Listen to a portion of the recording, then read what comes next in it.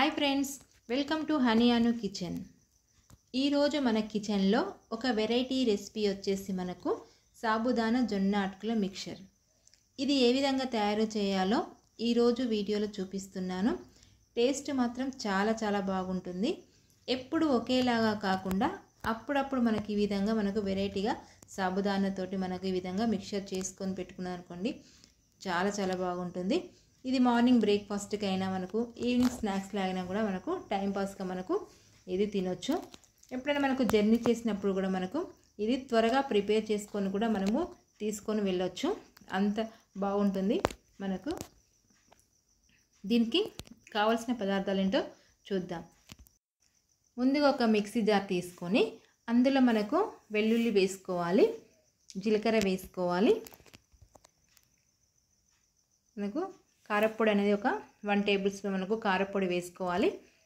Salt మాత్రం తగినంత salt మనం ఎంత మిక్చర్ కలుపుకుంటున్నామో దానికి తగినట్టు సాల్ట్ అనేది వేసుకొని మనకు కొంచెం ఇట్లా బరకగా మనకు గ్రైండ్ చేసుకోవాలి. మనకు పొడిగా ఉండాలి. తర్వాత మనకు గ్యాస్ పైన ఒక మూకుడు పెట్టేసుకొని అందులో మనకు ఆయిల్ హీట్ చేసుకోవాలి. ఆయిల్ హీట్ చేసుకొని మనకు జొన్న అటుకులు ఉండే కదా, ఆ జొన్న అటుకులను మనకు ఒక 2 కప్స్ మనకు జొన్న అటుకులను మనకు గోల్డెన్ కలర్ వచ్చే వరకు ఫ్రై అనేది చేసుకోవాలి.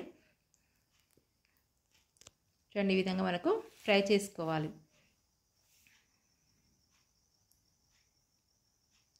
ఇలా ఫ్రై చేసుకొని ఒక బౌల్లోకి వేసుకోవాలి.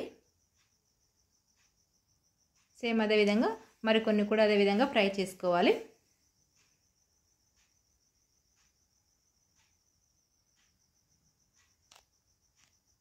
చూడండి, ఈ విధంగా ఫ్రై అయిన తర్వాత మనకు గ్యాస్ అనేది మనకు మీడియం ఫ్లేమ్లో పెట్టేసుకోవాలి, లేకుంటే బాగా మాడిపోతే టేస్ట్ అనేది రాదు. కాబట్టి మీడియం ఫ్లేమ్లో పెట్టేసుకొని మనకు ఇవి ఫ్రై చేసుకోవాలి. తర్వాత మనకు ఒక కప్ వచ్చేసి మనకు సాబుదానా తీసుకోవాలి.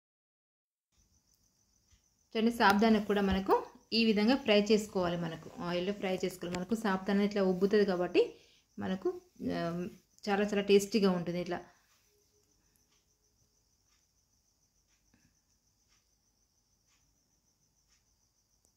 చూడండి, ఈ విధంగా ఫ్రై అనేది చేసుకొని అదే బౌల్లోకి తీసుకోవాలి. తర్వాత ఒక కప్ వచ్చేసి మనకు పల్లీలు తీసుకోవాలి, కొన్ని వెల్లుల్లి రెబ్బలు తీసుకోవాలి, అదేవిధంగా కొన్ని కరివేపాకు తీసుకోవాలి. ఇవి కూడా మనకు కొంచెం కలర్ వచ్చే వరకు ఫ్రై చేసుకోవాలి. అప్పుడే మనకు మిక్చర్ అనేది చాలా టేస్టీగా ఉంటుంది. కాబట్టి మనకు కలర్ వచ్చే వరకు ఫ్రై చేసుకోవాలి. ఈ విధంగా